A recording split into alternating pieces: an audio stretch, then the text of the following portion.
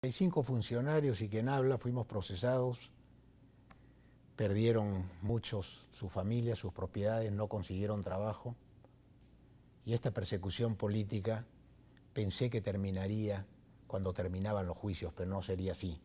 La persecución política continuaría en los contubernios, en los enjuagues y en los arreglos de diferentes agrupaciones políticas que nunca se atreven a levantar la voz cuando se está por sentenciar a un inocente.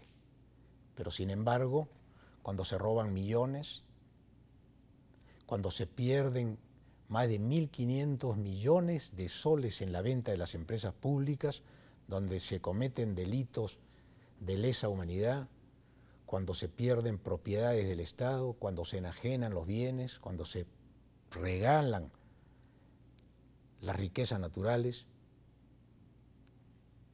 nos hacemos lo de la vista gorda y dejamos las cosas mansamente para que mueran, como se dice, por inanición. Porque la prensa calla, los políticos callan, y solamente las personas inocentes que tienen el valor de enfrentarse al poder de turno pueden decir que lucharon contra la dictadura en defensa de la democracia. Ahí está un testimonio que no los dejará a ustedes con ninguna duda de que nos jugamos enteros por el país para defender la democracia que tanto anhelamos.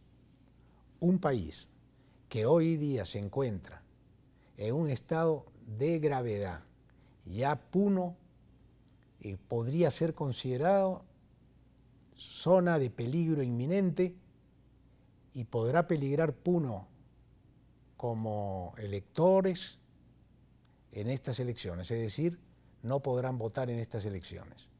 Y si esto sucede en otros lugares del país, con las confrontaciones que se podrán producir en los días por venir, entonces también cabe la posibilidad de que este proceso electoral degenere en una suerte de confrontación o guerra civil, por decirlo de alguna manera.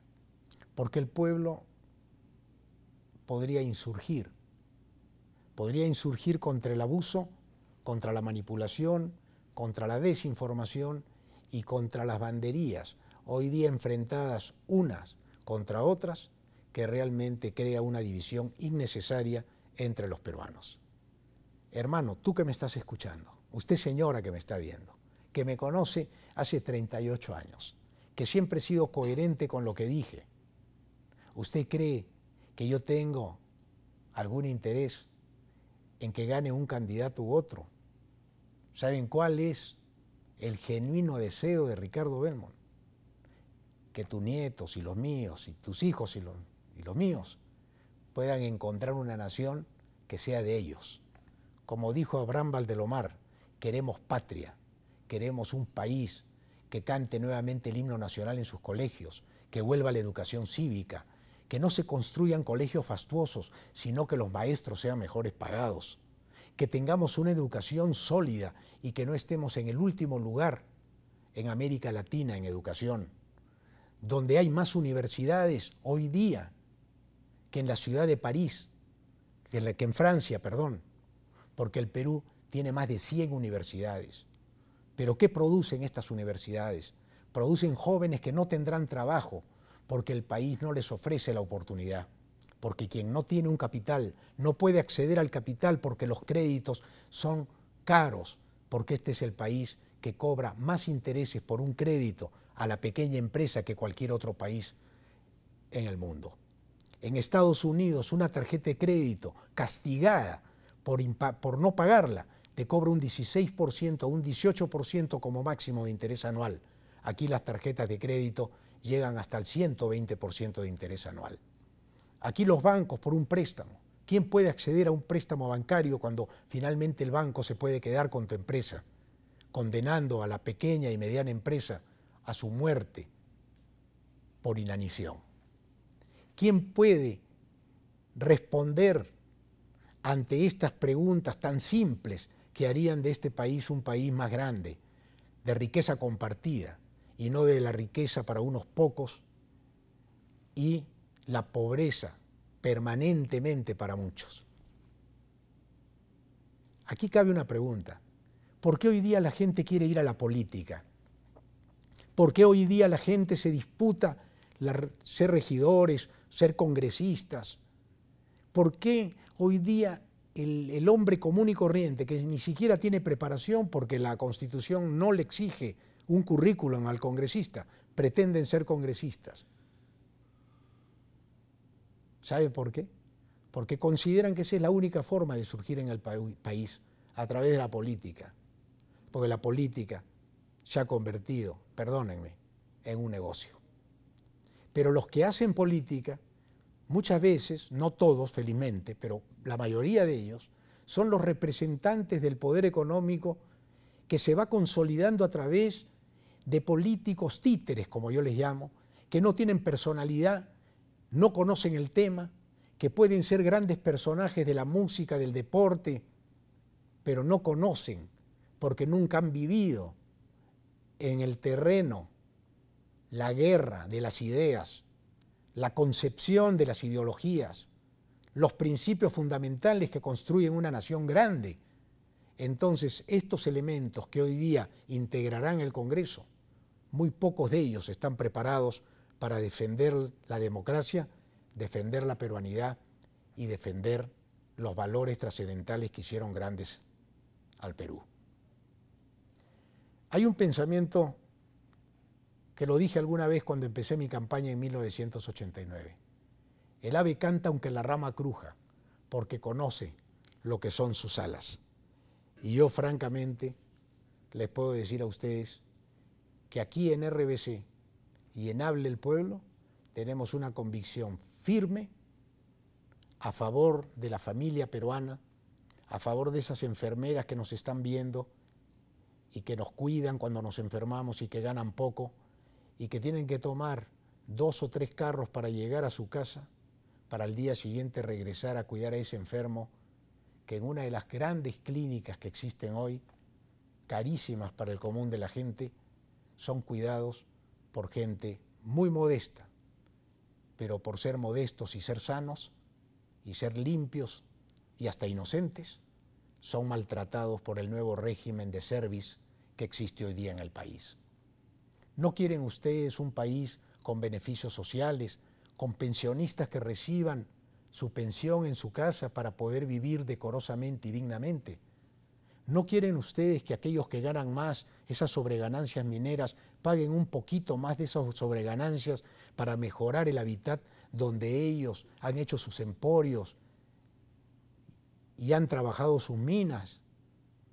Para que en esos pueblos pobres, y qué paradoja increíble, en esos pueblos humildes están las minas más ricas de esta parte del continente. Y esos pueblos siguen siendo tan pobres como eran hace 100 años. En esas contradicciones nos encontramos hoy día en el Perú, porque mientras más casinos hay, menos colegios tenemos.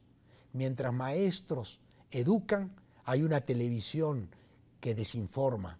Mientras promovemos la paz, en los noticieros de la mañana lo único que mostramos es la muerte.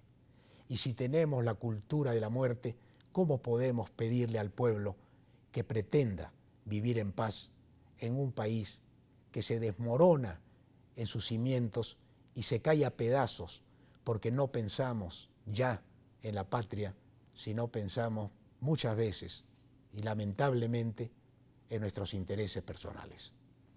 Creo que el tiempo me ha ganado y creo que estamos... ¿Perdón? Bien, lo que quería decirle finalmente, me están dando unos minutos más, es que hay mucha historia aquí que nos preocupa y que será tratada en los próximos programas. Alguien me decía, Ricardo, ¿tú por quién vas a votar? Y yo le dije, si yo tuviera que estar en una contienda electoral, yo votaría por el cambio.